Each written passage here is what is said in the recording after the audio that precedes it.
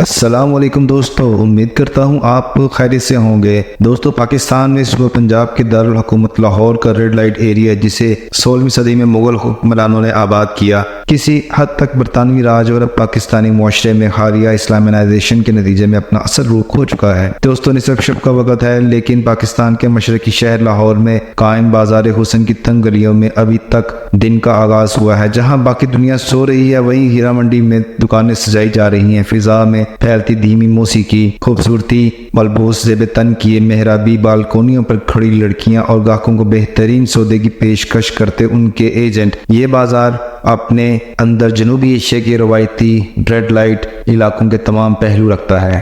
دوستو، علاقے میں پھولوں کی دکانیں جا بجا ہیں۔ رقص کرنے یا جسم فروشی کے پیشے سے منسلک خواتین کے لیے پھول لے جانا یہاں کا دستور ہے۔ مغل دور حکومت میں قائم کیا گیا یہ علاقہ موسیقاروں اور رقاصاؤں کا مرکز ہوا کرتا تھا۔ تب یہاں جسم فروشی نہیں ہوتی تھی، تاہم یہاں کے رہنے والوں کا کہنا ہے کہ اس بازار کا اثر روپ اب بگڑنے لگا ہے۔ ہیرا منڈی کے ایک مشہور گوگی بٹ کے مطابق یہ جگہ اب ویسی نہیں رہی جیسے کبھی ہوا کرتی تھی۔ بٹ کا کہنا ہے کہ کبھی یہاں یہ علاقہ فنکاروں کا مرکز ہوتا تھا، لیکن اب تو محض کباخانہ بن کے رہ گیا ہے۔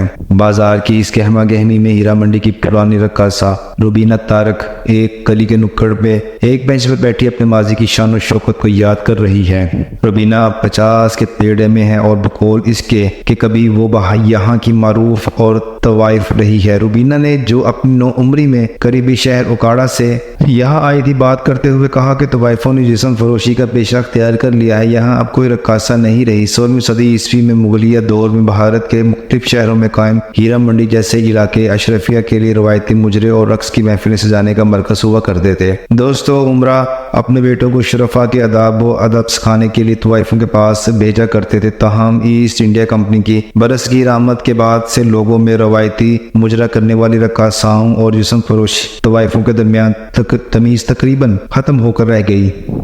جنس اور رقص آپس میں خلط ملط ہو گئے اور ہیرا منڈی پر جسم فروشی کی چھاپ لگ گئی۔ لاہور میں نیشنل کالج آف آرٹ سے منسلک ندیم عمر نے رقص و موسیقی اور شاعری میں بھی کمال رکھتی ہیں اور خود کو منوانے کے لیے وہ یہ تمام صلاحیتیں بروئے کار لاتی ہیں۔ ہیرا منڈی کا کردار برطانوی راج کے بعد تبدیل ہوا جب برطانوی حکمرانوں نے اسے اپنے فوجیوں کے لیے جسم فروشی کے اڈوں میں بدلنا شروع کیا۔ مزید تبدیلی تب آئی جب اس 80 کے عشرے میں پاکستانی حکومت نے یہاں اخلاقی اور مذہبی بنیادوں پر پابندیاں لگانے کا سلسلہ شروع کیا۔ ملیشیا اور دبئی میں رقص کے پروگرام کرنے والی سونم ملک کا کہنا ہے، مجھے علم ہے کہ دبئی جیسی جگہوں پر جنسی استحصال کا خطرہ ہے، لیکن وہ پھر بھی قابل قبول ہے کیونکہ میں یہ بھی جانتی ہوں کہ آخر میں مجھ پر بھی میری ماں کی طرح جو ہیرا منڈی میں ڈانسر تھی جسم فروشی کا لیبل ہی لگایا جائے گا۔ تو دوستو، امید کرتا ہوں آپ کو آج کی یہ انفارمیٹیو ویڈیو پسند آئی ہوگی۔ آپ سے ریکویسٹ ہے کہ میرے چینل کو سبسکرائب کیجئے، بیل آئیکن کو پریس کر دیجئے تاکہ ہر آنے والی نئی ویڈیو کا نوٹیفیکیشن سب سے پہلے آپ کے پاس پہنچ سکے۔